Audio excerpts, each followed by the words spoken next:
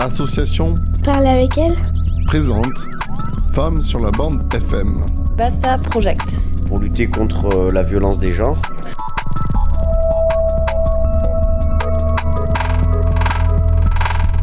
Basta Project, pour toi, c'est quoi ? Stop. C'est stop.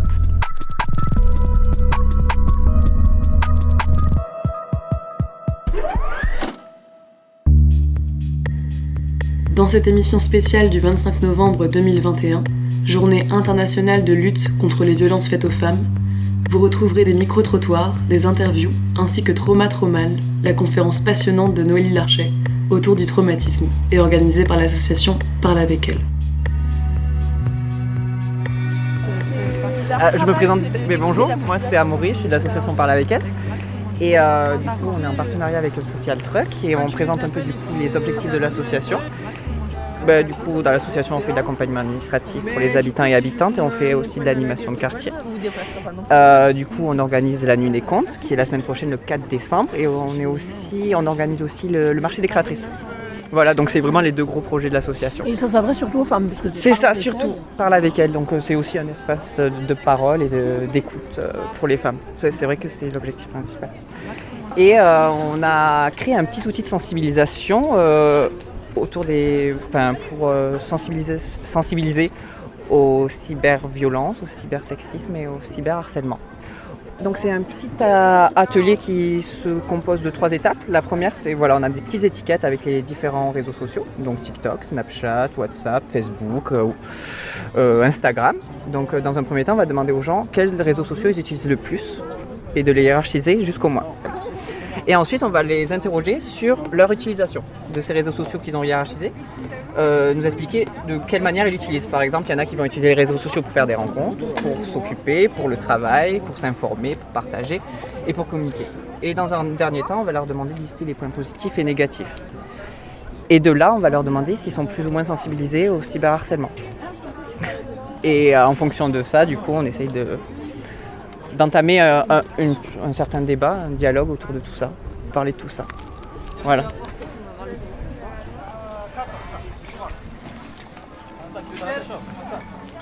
Tom, Aurélien, on fait partie du CEVIF et en vrai on est venu porter une main d'œuvre pour un événement avec Parle avec elle. On est présent sur différents stands avec des jeux, de l'information, de la sensibilisation et il y a aussi le Social Truck qui est venu et du coup je laisse Tom continuer. On va faire le tour du marché ce matin, rencontrer un peu les gens qui vivent au sein du quartier même. Pour ceux qui ne sont pas au courant qu'il y a une association qui fait des animations et qui met en place pas mal de choses pour eux et leur faire découvrir tout ça. Des points positifs et négatifs. Positif. Sur Facebook, qu'est-ce que ça t'apporte Ça c'est rencontrer d'autres personnes que je viens de donc je viens de les rencontrer en famille. Ça permet de faire du bien, c'est ça. Ouais. Après les autres ça m'intéresse pas. Non mais c'est plus pour les ados et tout. Ouais, c'est voilà. Les ados qui après Instagram, ça, les réseaux sociaux. Voilà, c'est plus les ados. Parler en groupe avec mes amis, ma famille. Voilà. Du coup, on a créé ce jeu pour sensibiliser aux cyberviolences et au cyberharcèlement. Vous savez ce que c'est un peu ? Oui, il y a du harcèlement dans les Facebook, tout ce qui est Snap. Mais partout, dans tous les trucs, dans tous les réseaux. Ouais. Oui. Donc il y en a qui il y a des enfants qui sont, TikTok, qui sont plus intelligents que d'autres. Pour moi, c'est franchement, je sais pas pourquoi ils l'ont créé. Non, mais il faut en parler avec les enfants, c'est tout le plus. Ouais, c'est clair. Alors que c'est vrai. Mais vraiment. Parce qu'ils peuvent avoir quelque chose dans le téléphone et te préviennent même pas. En fait, les gens ils mettent n'importe quoi, alors ça n'intéresse pas. Moi personnellement, je n'ai pas les deux. Je te dis Facebook, ça suffit largement pour c'est suffisant. Oui, je surveille. Ouais. Je surveille les enfants. Je regarde ce qu'ils utilisent. Ouais. Après, ils sont sur YouTube, regardez tout ce qui est les. Comment dire, attends, c'est quoi les. youtubeuses et tout ça. Tu sais, ils font des jeux, des trucs. Ouais. Voilà. Voilà. J'ai fini, hein.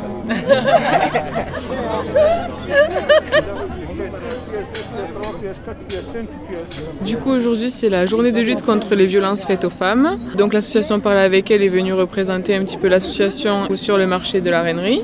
Nous, on est au stand de vie. On est plutôt un lieu d'information. Donc on va donner des contacts pour les personnes qui en ont besoin ou envie. Une ressource d'information aussi sur tout ce qui se passe dans le monde avec le cyberharcèlement, en quoi ça consiste et tout ça.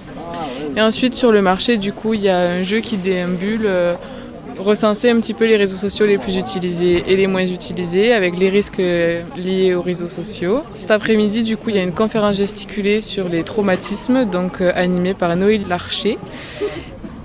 Si, je connais pas. Twitter, tu n'utilises pas? Non. WhatsApp.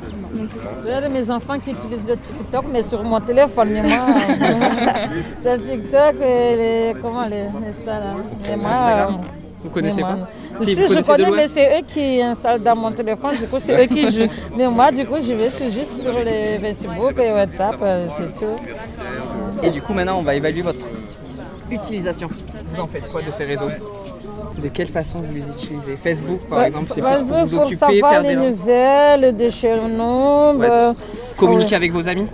Oui, communiquer avec les amis. Vous pouvez le prendre et le mettre juste là. Les nouvelles. Et Snap, vous l'utilisez pourquoi? Et Snap pour plaisir, quoi, pour vous occuper. Pour occuper, pour rien faire, quoi. Voilà. Ok. Et vous, jeune fille? C'est pour partager et communiquer en même temps. Snap? Instagram, c'est pour... c'est comme ma mère, hein, Facebook. C'est comme... pour savoir un peu les choses, quoi. Donc, partager. Oui, s'informer. Et TikTok? TikTok parce que tout le monde a, ça marche bien. Pour se divertir. Oui, voilà. Et maintenant, si vous deviez lister les points positifs et négatifs des réseaux sociaux, ça serait quoi? Pour moi, le point positif, c'est que tout le monde a, on voit un peu ce que les gens font. Et le point négatif, c'est que comme il y en a certains qui ne connaissent pas les autres, ils font de la discrimination. Des trucs comme ça. Okay. Ouais, bien. Et est-ce que... pour moi, pas trop, mais c'est juste pour plaisir, quoi. Ouais, pour plaisir, ouais. Pour plaisir, quoi. Comme j'avais dit, pour prendre les nouvelles de mes proches, pour savoir ce qui se passe chez moi, pour savoir... parce qu'il y a beaucoup de trucs qui passent chez nous, des violents, des trucs bizarres, quoi. Mais c'est surtout pour ça, pour savoir comment on est. Du coup, voilà, c'est très important pour moi, les Facebook. Mais les snaps, c'est juste les photos. Oui, les photos, pour passer le temps. Mais pour moi, c'est juste pour les Facebook, pour savoir ce qui se passe, surtout chez moi, quoi. Et prendre les nouvelles de mes proches. Ça, on reste en lien. Oui. En fait, nous, on a créé ce petit jeu pour sensibiliser aux cyberviolences, au cyberharcèlement. Vous savez un peu ce que c'est? Oui. Ouais. Comment tu connais? On t'a sensibilisé à l'école, peut-être? Oui, à l'école et sur TikTok surtout. Oui, après moi je suis pas trop... moi c'est juste pour regarder les TikTok, je fais pas de TikTok moi, pas du tout. Je fais surtout attention à ma petite sœur. Parce que... Oui, parce qu'elle a fait trop de TikTok. Elle a beaucoup d'abonnés donc je fais surtout attention à elle. Ouais, elle a quel âge? Elle a 12 ans. 2 ans? Non, 12 ans. Ouais, elle se fait casser tout le temps son téléphone. Du coup, ouais. Des fois, dans la salle de bain, TikTok, le téléphone, ça tombe. Du coup, à l'année, j'ai acheté 3 téléphones. J'ai acheté 3 ou 4. J'ai acheté 2 iPhones et une Samsung. Du coup, j'ai dit stop. Il ne faut plus installer ça parce que ça... franchement, oui. Du coup, voilà. Mais maintenant, c'est plus ou moins quoi. Voilà. C'est tout. Merci beaucoup. Merci à vous.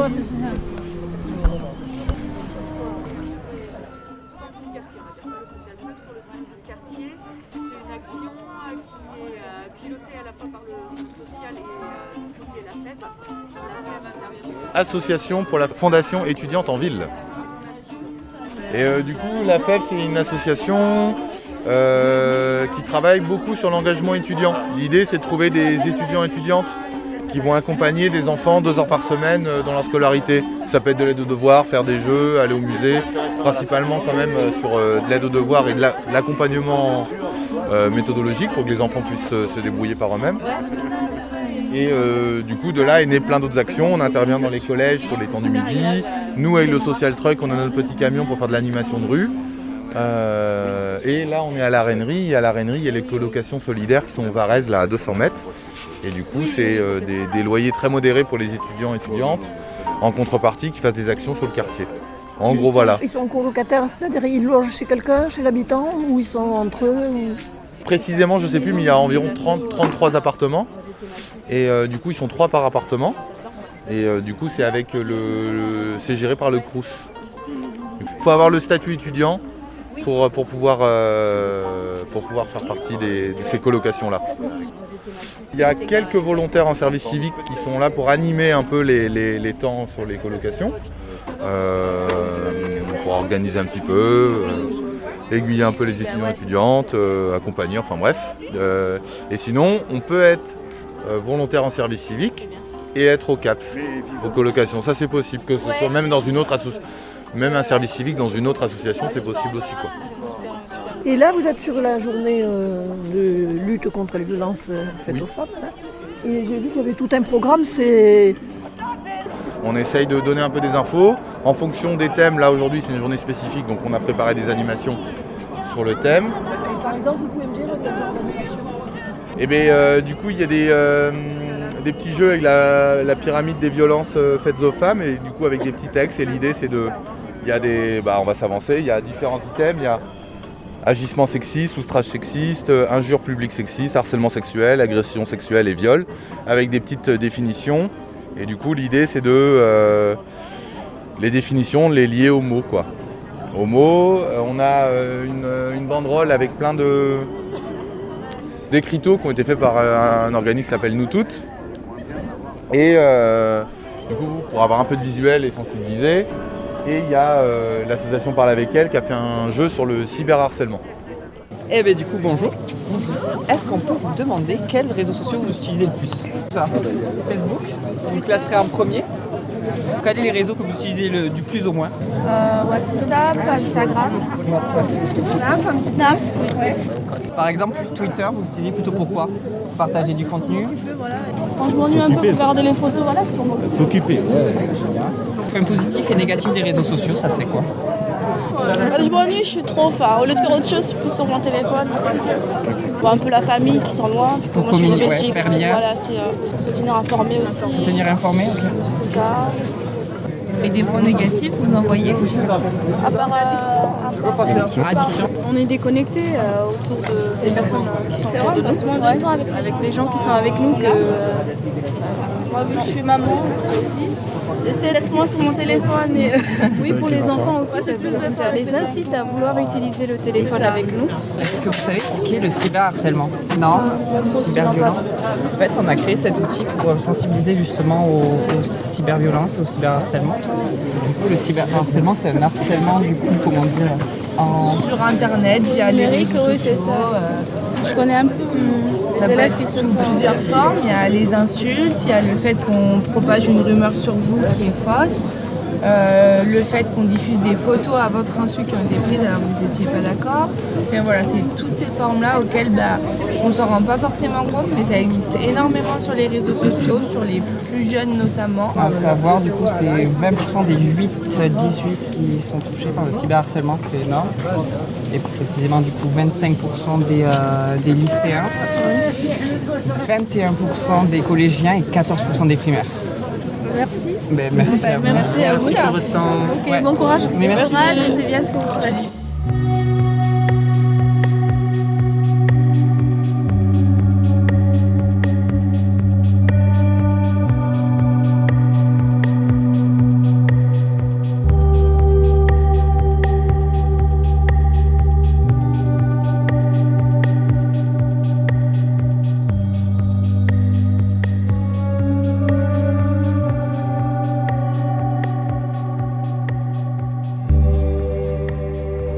Non, il n'y a que moi là, actuellement. Oui, non, il y a ma collègue Anna qui est juste là aussi.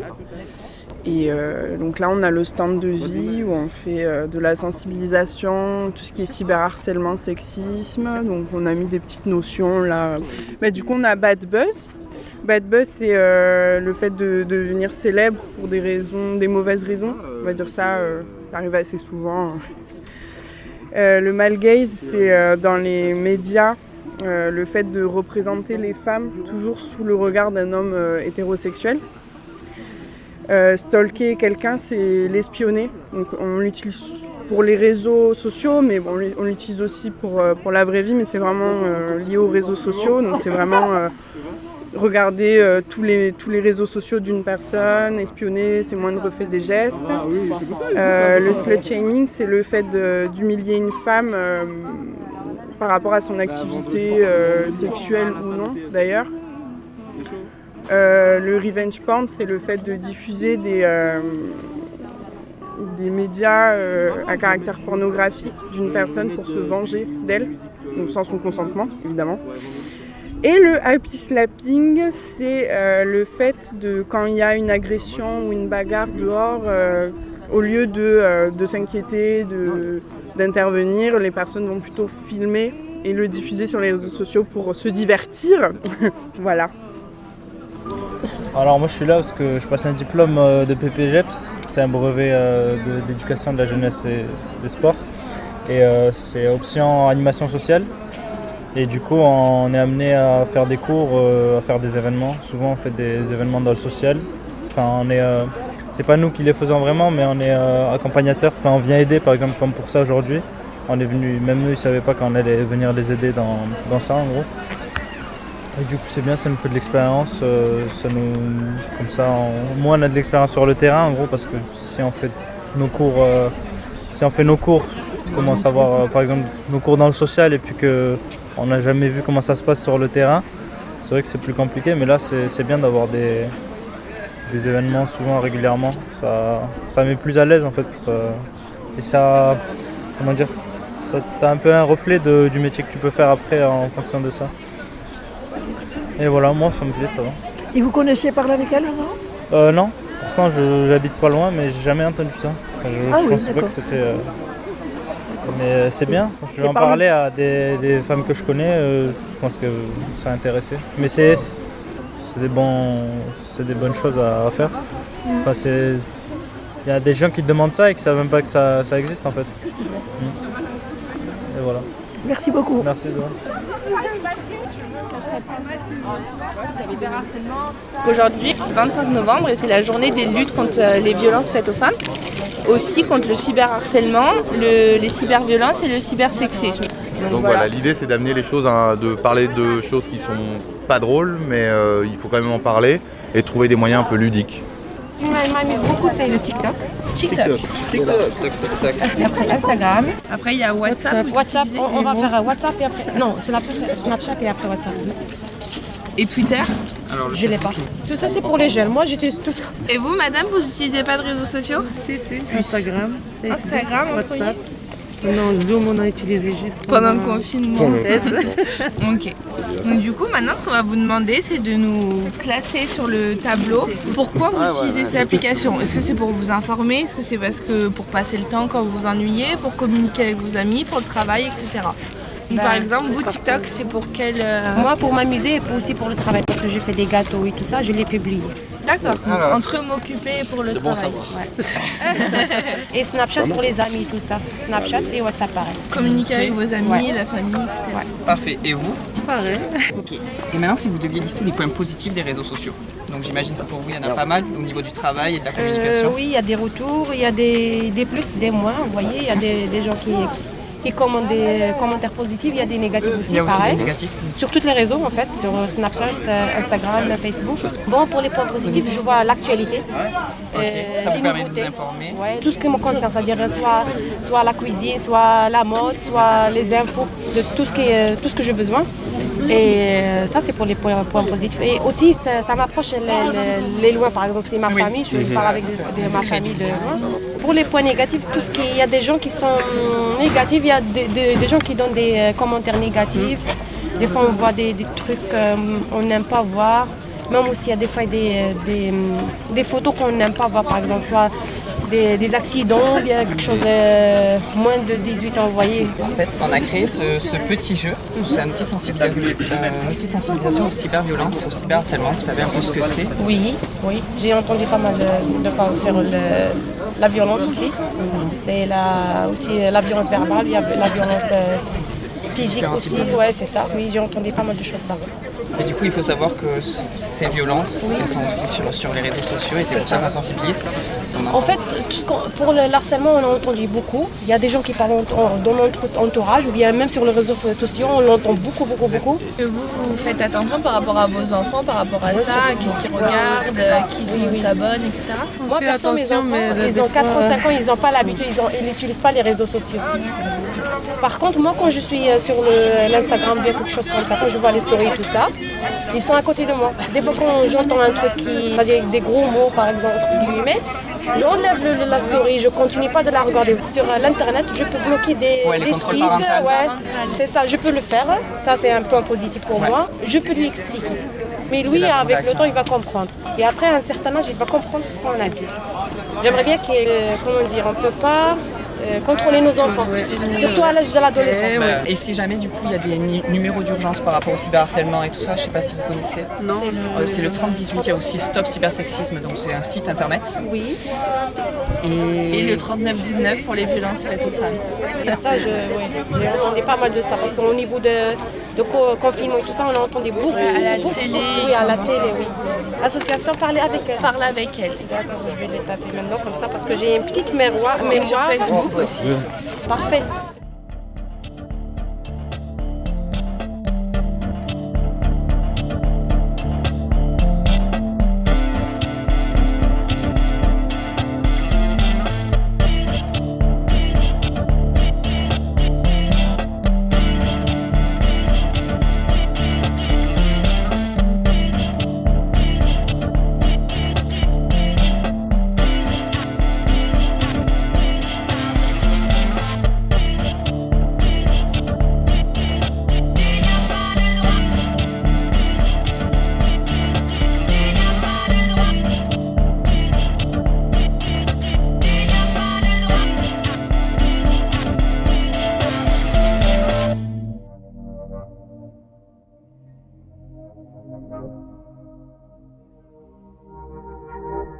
Donc, je m'appelle Noélie Larcher. Donc, de formation, je suis travailleur social et je suis à mon compte en tant que consultante en parentalité. Donc, j'accompagne les parents dans la parentalité positive. Et aujourd'hui, je suis venue pour l'anniversaire de l'association et pour présenter une conférence gesticulée sur les traumatismes. Alors j'ai choisi de faire sur ce thème-là parce que quand j'étais petite, j'ai vécu un abus sexuel et j'ai été en syndrome post-traumatique et ça je l'ai découvert qu'à une trentaine d'années. Et du coup, de fait de voir les conséquences que ça pouvait avoir sur nos relations avec nos enfants et dans notre vie quotidienne, je me suis dit mais il y a besoin d'en parler et de le dire parce que c'est peu connu et qu'il n'y a pas beaucoup de professionnels qui sont formés. Ça bouge mais doucement. Et du coup au début je voulais soit écrire un livre, soit faire une pièce de théâtre et je me suis dit que c'était pas la bonne manière dont je voulais le mettre en place et du coup j'ai découvert les conférences gesticulées. Donc je suis allée faire une formation en fait de conférencière gesticulante à Strasbourg pendant 1 an. Et je me suis dit, le thème que je veux faire, c'est celui-là sur les traumatismes. Et du coup, j'ai trouvé ça intéressant parce qu'il y a de l'apport théorique, à la fois il y a du vécu, et du coup, on peut le monter un peu comme on veut. Donc, moi, j'ai du clown à l'intérieur, des choses comme ça. Donc, c'est vivant et c'est pas que de l'apport théorique.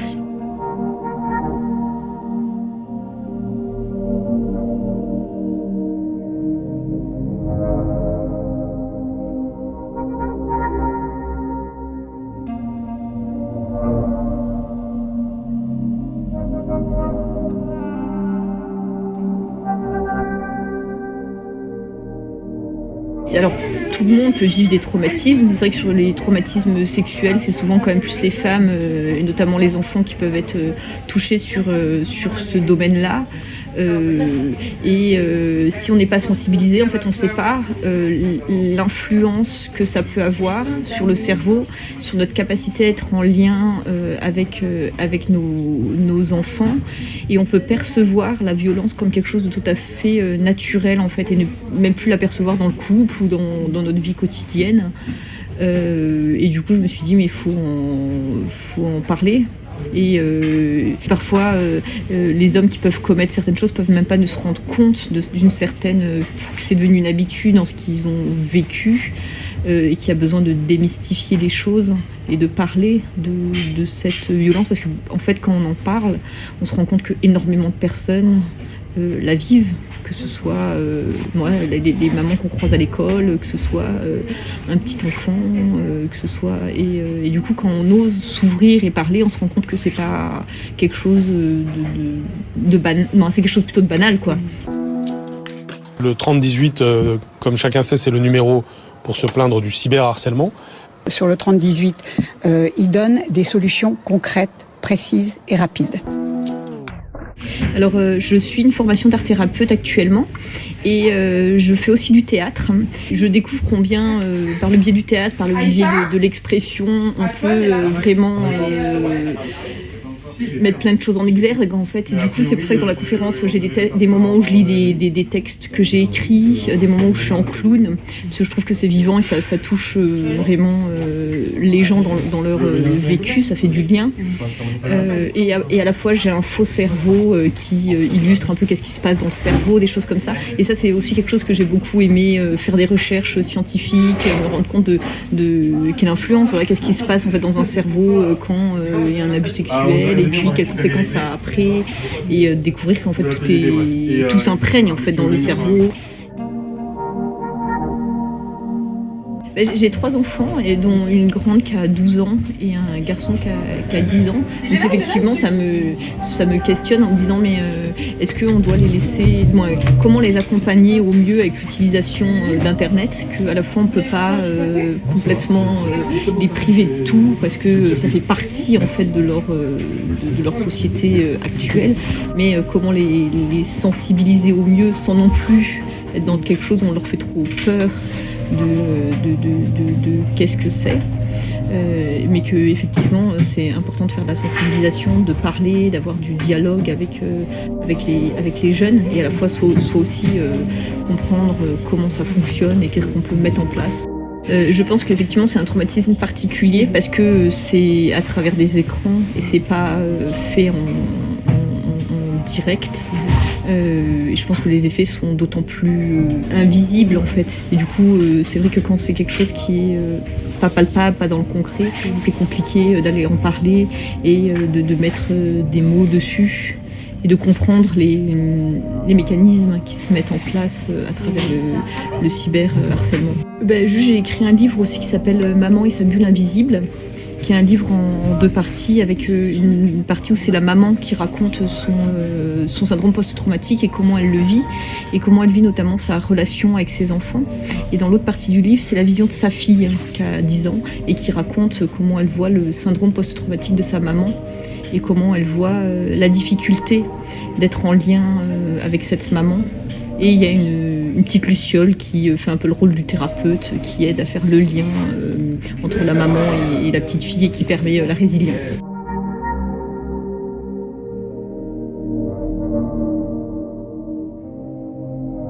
Aujourd'hui, 25 novembre, et c'est la journée des luttes contre les violences faites aux femmes, aussi contre le cyberharcèlement, les cyberviolences et le cybersexisme.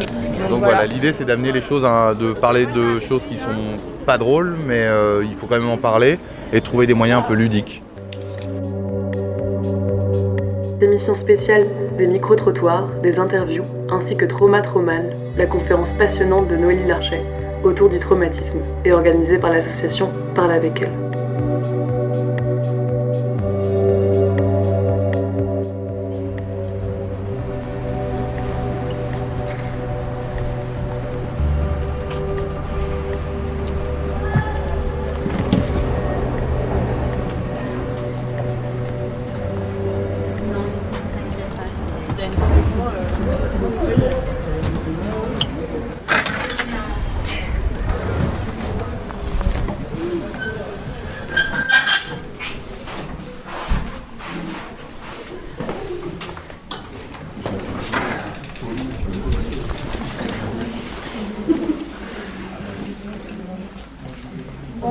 bonjour à toutes et à tous et merci d'être là aujourd'hui. Lors de cette occasion, comme vous le savez, c'est la journée internationale de lutte contre les violences faites aux femmes.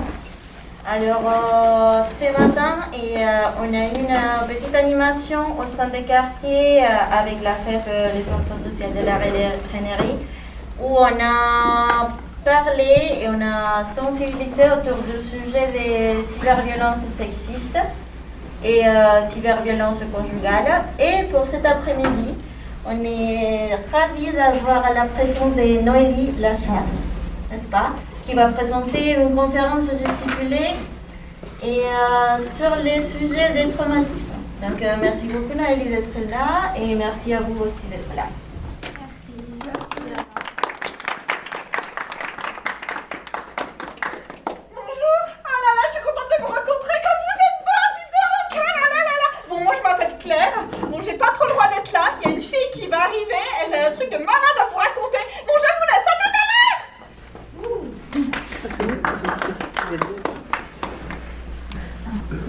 Bonjour, moi je m'appelle Noélie Larcher, j'ai 35 ans, je suis mariée, je suis maman de 3 enfants et il y a environ 10 ans, j'ai commencé à me demander si des choses de mon quotidien, la manière dont j'avais de réagir était tout à fait normale. Par exemple, il y avait des moments où j'avais comme des pertes de mémoire. Par exemple, au travail, on me demandait d'imprimer des documents en A4, je les imprimais en A3. À d'autres moments, je me demandais à quel endroit étaient mes enfants dans la journée. Et voilà, il fallait que ce soit écrit ou des choses comme ça. Et pour faire tout ce qui était documents administratifs, j'avais des moments où j'avais vraiment besoin que ce soit mon mari qui m'aide. Et avec mes enfants, je ne comprenais pas pourquoi c'était comme si j'avais du mal à être en lien avec eux. Et du coup, j'ai décidé d'aller voir mon médecin traitant pour essayer de comprendre d'où est-ce que ça pouvait venir. Bonjour madame, prenez place. Donc à ce que je vois, vous faites une dépression. Vous allez donc prendre des antidépresseurs et retourner travailler, ce qui vous fera le plus grand bien. Et on se reverra dans 6 mois, ce qui fera 23 € remboursés par la sécurité sociale. Merci madame, au revoir. Autant vous dire que je ne me suis pas sentie très comprise, ni écoutée par ce médecin traitant. J'ai donc décidé d'aller voir quelqu'un d'autre. À ce moment-là, je me suis retrouvée devant une thérapeute familiale. Bonjour madame, prenez place. Donc à ce que je vois, vous avez une fille qui est tyrannique. Oui, tyrannique. Bon, vous ne pouvez pas vous séparer d'elle. Par contre, vous pouvez divorcer, ce qui vous fera le plus grand bien. Je vous propose que l'on se voit toutes les semaines, ce qui fera 65 € non remboursés par la sécurité sociale. Merci madame, au revoir. Autant vous dire que je ne suis pas retournée la voir et j'ai continué mon parcours. À ce moment-là, j'ai fait une crise d'épilepsie et je me suis retrouvée devant un neurologue. Bonjour. Donc à ce que je vois, vous avez fait une crise d'épilepsie. Par contre, vous n'êtes pas épileptique parce que vous avez fait une crise d'épilepsie unique. Vous n'allez pas prendre de traitement. Par contre, si jamais vous faites à nouveau des crises d'épilepsie, nous serons amenés à nous revoir. Ce qui fera 90 € remboursés par la sécurité sociale. Merci madame, au revoir. Bon, à ce moment-là, j'ai bien compris que j'avais fait une crise d'épilepsie, mais j'en ai pas compris la cause. J'ai donc continué mon cheminement. À ce moment-là, dans mon histoire, je me suis retrouvée devant une orthophoniste. Bonjour Madame Larcher, prenez place. Donc nous allons faire un test pour essayer de comprendre comment fonctionne votre cerveau et pour voir pourquoi vous avez des pertes de mémoire.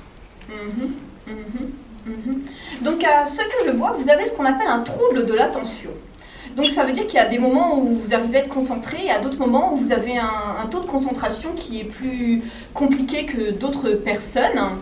Mais par contre, je ne peux pas vous dire la cause de ce trouble de l'attention. Mais ce que je vous propose, c'est qu'on se voie toutes les semaines pour retravailler ce trouble de l'attention. Ce qui fera 23 € remboursés par la sécurité sociale. Merci madame, au revoir. Je suis également consultante en parentalité, ça veut dire que je mets en place des ateliers de parentalité positive avec les parents. Et à ce moment-là, dans mon histoire, j'ai commencé à faire des recherches sur Internet sur qu'est-ce que le lien d'attachement parent-enfant. Et j'ai pu voir qu'à certains moments, ce lien d'attachement pouvait être sécure. C'est-à-dire que les parents s'entendent bien avec leurs enfants, ça se passe plutôt bien, il y a une bonne relation. Mais dans d'autres cas, ça peut être des relations plutôt dysfonctionnelles, avec des relations un peu compliquées. Et ce que j'ai pu voir aussi, c'est que dans certains cas, ça pouvait être dû lorsqu'un parent a vécu un traumatisme, un ou plusieurs traumatismes dans son histoire, et que ça pouvait rendre ce lien d'attachement parent-enfant compliqué. Et de ce que j'ai pu voir, c'est que c'était notamment les psychologues qui pouvaient aider ces parents-là à régler ce problème-là. Je suis donc allée voir une psychologue. Bonjour Madame Larcher, prenez place. Donc pour mieux comprendre ce qui se passe, on va faire un test pour comprendre comment fonctionne votre mémoire et comment fonctionne votre cerveau en situation de stress. Donc à ce que je vois, vous avez un syndrome post-traumatique. Alors qu'est-ce que ça veut dire? Ça veut dire qu'à un moment donné, dans votre vie, vous avez vécu une situation ou plusieurs situations traumatiques, des situations où vous avez eu peur de mourir, et du coup votre cerveau, il s'est mis à fonctionner un petit peu différemment. À partir de maintenant, votre cerveau, il s'est mis en mode de protection, et il n'est plus en mode je suis en lien avec les gens.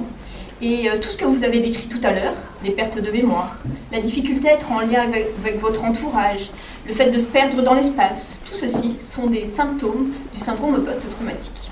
Alors ce que je vous propose, c'est d'avoir une séance par mois ensemble pour venir guérir de ce syndrome post-traumatique et pouvoir reprendre une vie normale et de relations normales avec vos enfants. Ce qui fera 60 € non remboursés par la Sécurité sociale. Merci madame, au revoir. Alors c'est un peu pour cette raison pour laquelle je suis là aujourd'hui devant vous. C'est de me dire, mais est-ce que je suis la seule personne à avoir vécu ce parcours-là, à aller voir des professionnels avec des symptômes et où ces professionnels ne trouvent pas le bon diagnostic et pourquoi est-ce qu'il faut 10 ans, 20 ans, 50 ans pour faire un lien entre des traumatismes et des symptômes qu'on peut avoir dans notre vie quotidienne. Et donc non, je me suis rendu compte que ce n'était pas un cas isolé, même si maintenant les choses ont quand même beaucoup évolué et on parle de beaucoup de choses et qu'on peut trouver quand même pas mal de choses maintenant sur Internet et que de plus en plus de professionnels se sont formés. Alors, quand j'avais 8 ans, j'ai demandé à mes parents d'aller dans un camping. En fait, c'était un camping où on avait l'habitude d'aller avec mes parents et dans ce camping, j'y suis restée seule pendant 4 jours avec mon frère. Et dans ce camping, j'ai été victime d'un abus sexuel. Alors, il faut savoir que qu'est-ce qui se passe dans un cerveau, en fait, quand on est dans une situation de peur. Lorsqu'on est dans une situation de danger, on a cette petite structure qui est sur le cerveau, qui s'appelle l'amygdale cérébrale, qui s'allume. La réaction du cerveau va être de 2 ordres. Soit la fuite, soit l'attaque. Et bien sûr, une enfant face à un adulte peut généralement difficilement attaquer. Et du coup, le cerveau va mettre en place une 3e réaction qui va être le figement. Vous savez, c'est comme on appelle la sidération. Et en fait, c'est parce que le taux d'adrénaline et de cortisol au sein du corps devient trop important. Et du coup, il risque d'y avoir une crise cardiaque. En fait, le taux d'adrénaline risque de faire qu'on meurt. Et du coup, le cerveau va mettre en place un mécanisme de survie. Ce mécanisme de survie, donc c'est la sidération. Et du coup, l'amygdale cérébrale se retrouve déconnectée du reste du cerveau. En fait, c'est vraiment comme ça que ça se passe dans le cerveau. Il y a vraiment une coupure neuronale et hop, ça se coupe, ça se débranche. Et ça fait qu'à ce moment-là, la personne, elle se retrouve en état de déréalité. Qu'est-ce que ça veut dire? Ça veut dire qu'à ce moment-là, la victime, elle est un peu comme spectatrice de ce qui se passe, de l'événement, mais elle ne ressent plus aucune émotion dans son corps. Et à ce moment-là, toutes les informations se retrouvent piégées un peu dans une boîte noire. Vous savez, lorsqu'il y a un crash d'avion, on dit qu'il y a une boîte noire dans les avions et que toutes les informations qui se passent pendant ce crash sont enfermées dans la boîte noire. Ben, dans notre cerveau, dans l'amygdale cérébrale, il se passe exactement la même chose. toutes ces informations-là, elles se retrouvent piégées dans cette boîte noire. Donc à ce moment-là, la personne ne se souvient de plus aucune... elle n'a pas d'émotion déjà dans son corps. Tout ce qu'elle va ressentir comme odeur à travers cette scène, par exemple pour moi, cet homme travaillait le cuir, du coup dès que je ressens l'odeur du cuir, c'est une odeur qui me met en état de sidération et qui fait que je me sens pas bien. Tout ce qui va être vu par la victime, tous les éléments du décor, pour moi c'était une piscine, du soleil, des arbres, voilà, ça peut être de la moquette, ça peut être des éléments muraux, un cadre, se retrouve enfermé dans la boîte noire. Tout ce qui va être ressenti au niveau sensitif, comme sensation corporelle, se retrouve elle aussi piégée dans la boîte noire. Tout ce qui va être entendu comme parole par la personne, que peut dire voilà, les bruits qu'on peut entendre, les paroles qui peuvent être dites, par exemple c'est ta faute, n'en parle pas, se retrouve elle aussi piégée dans la boîte noire. Puis également tout ce qui va être ressenti au niveau gustatif, au niveau du goût, plaisir, désir, voilà, toutes ces choses-là se retrouvent elles aussi piégées dans la boîte noire. Mais il y a aussi un peu comme si une part de moi, une part de la petite fille que j'étais, elle aussi c'est un peu comme si on était coupé d'elle, et comme si à ce moment-là, elle se retrouvait piégée dans cette boîte noire, puis après cette boîte noire elle se referme. L'événement se finit. Il faut savoir que si une victime, elle est sécurisée 1 à 3 mois après cet événement-là, par quelqu'un de l'entourage ou par un professionnel, généralement, l'amygdale cérébrale s'éteint, elle reprend place sur le cerveau et la personne reprend sa vie normale. Elle sait qu'elle a vécu quelque chose de difficile, ça reste un mauvais souvenir, mais généralement, il n'y aura pas de symptômes traumatiques qui vont se mettre en place. Par contre, si jamais cette victime n'est pas sécurisée par son entourage ou par un professionnel 1 à 3 mois après cet événement-là, elle a un risque, selon son histoire, de développer un syndrome post-traumatique. Voilà. Bon, merci beaucoup, Naïli. De rien, merci.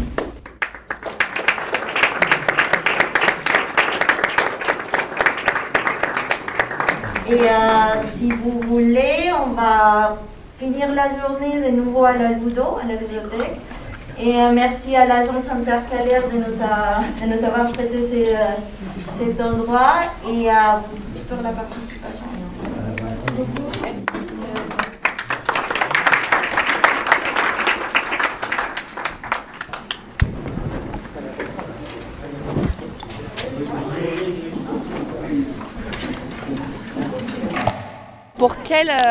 Si on vous demandait pourquoi vous utilisez Snapchat, c'est pourquoi? C'est pour communiquer avec vos amis, pour faire des rencontres, pour vous informer, pour vous faire communiquer. Pour communiquer avec vos amis.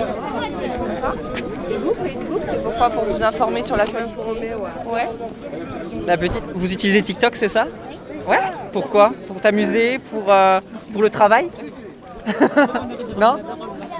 Ah, avoir des abonnés. Donc ça serait peut-être pour partager alors. Est-ce que vous utilisez Instagram par exemple? Moi je l'ai, mais... D'accord, mais c'est pourquoi? Pour prendre des photos aussi. Voilà. WhatsApp? Ah oui, ouais, pour WhatsApp, communiquer, WhatsApp, pour communiquer avec la famille et les amis. Et du coup, est-ce que vous pourriez nous dire pour vous, c'est quoi les points positifs et les points négatifs des réseaux sociaux? Les points négatifs, on peut plus en passer maintenant. Ouais, c'est addictif. Et quand même la méchanceté quand même. C'est vraiment porte ouverte, il n'y a pas de limite, pas de modération, il n'y a pas de... En fait, il y a quelque chose qui fait qu'on se permet plus de choses sur les réseaux sociaux que dans la vie réelle. C'est plus facile, on est derrière notre téléphone. Donc forcément... De façon anonyme. Ok, et est-ce que vous voyez des points positifs? Parce qu'on peut, si on a du mal à joindre une personne, on arrivera toujours à la joindre parce qu'en général, elle a beaucoup de réseaux. L'amusement aussi. Ouais, ça occupe, ça permet de passer le temps. Ah, mais c'est ça, c'est addictif, moi là. Ok, donc en fait nous on est l'association Parle avec elle, je ne sais pas si vous connaissez, on est juste là. C'est une association de quartier en fait qui aide les personnes pour leurs problèmes administratifs, donc que ce soit la CAF, l'emploi, etc. Et aussi qui fait de l'animation, donc pendant les vacances scolaires pour les enfants et pour les adultes, des sorties au cinéma, des pétanques, des expositions. Et en fait, aujourd'hui, on se sert de cet outil parce qu'on est le 25 novembre et c'est la journée des luttes contre les violences faites aux femmes. Et du coup, aussi contre le cyberharcèlement, les cyberviolences et le cybersexisme. Est-ce que c'est des mots que vous connaissez, auxquels vous êtes... Donc voilà. Donc aujourd'hui, on se sert de ça pour sensibiliser un peu les personnes sur ces thèmes-là. Parce que tout le monde n'est pas forcément au courant que ça existe. Et aujourd'hui, il y a 20% des enfants qui ont entre 8 et 18 ans qui sont victimes de cyberharcèlement et de cyberviolence. Donc 14% d'enfants qui sont en primaire, donc qui ont moins de 10 ans. Et est-ce que vous connaissez les numéros d'urgence à appeler si jamais vous connaissez ou vous êtes en contact avec quelqu'un qui est victime de cyberharcèlement? Je l'ai vu vite fait sur BFM TV, mais je l'ai pas testé. D'accord. Donc du coup, c'est le 30-18, si jamais vous connaissez quelqu'un. Et si vous êtes victime ou vous connaissez quelqu'un qui est victime de violences faites aux femmes ou aux enfants maltraités aussi, c'est le 39-19. Voilà, c'est un numéro qui passe de plus en plus à la télé avec le confinement parce que ça a accentué. Mais c'est des numéros à connaître parce que ça peut toujours servir. Si on ne sait pas trop comment réagir, ces personnes sauront mieux réagir que nous. Et du coup, c'est bien. Voilà. D'accord. Merci. Merci à vous.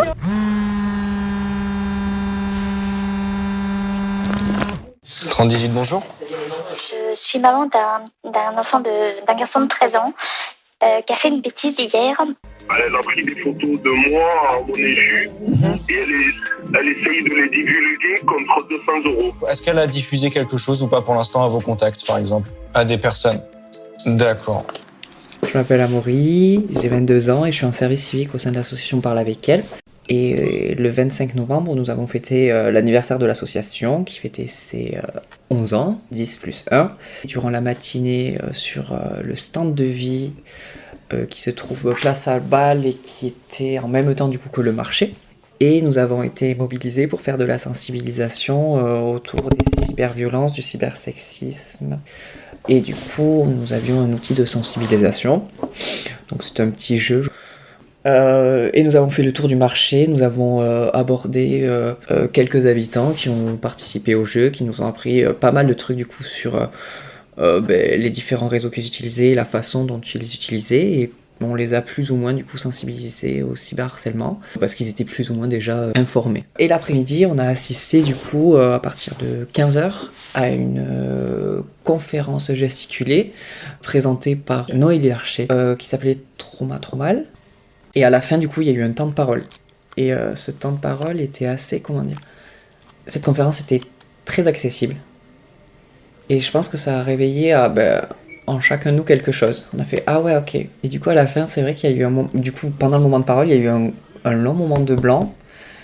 On était tous là, ouais, est-ce qu'on parle ou pas? Et du coup, il y a quand même des langues qui sont déliées. Il y a pas mal de trucs qui ont été dits. Il y a eu pas mal d'échanges aussi.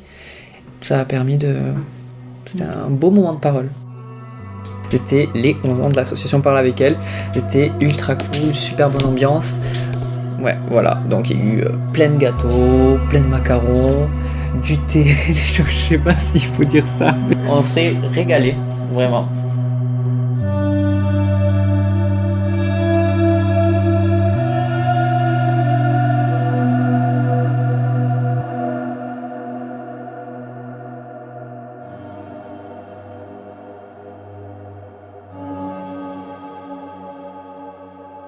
C'est la fin de cette première émission de la saison 4 de Radio Basta. Rendez-vous le 7 janvier 2022 pour l'épisode 2, une émission spéciale Nuit des Contes, événement organisé par l'association Parle avec elle. Bon week-end.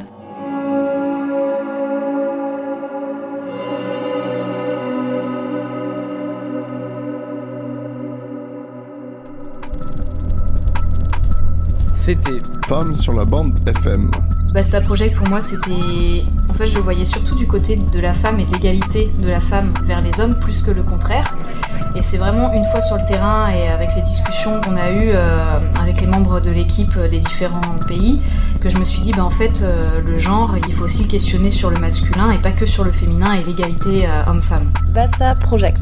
En France, à Toulouse, en Algérie, à Oran et à Berlin et Caserta, Italie. Et je profite puisque c'est une radio de Toulouse. Merci à vous, Radio Campus. Femmes sur la bande FM.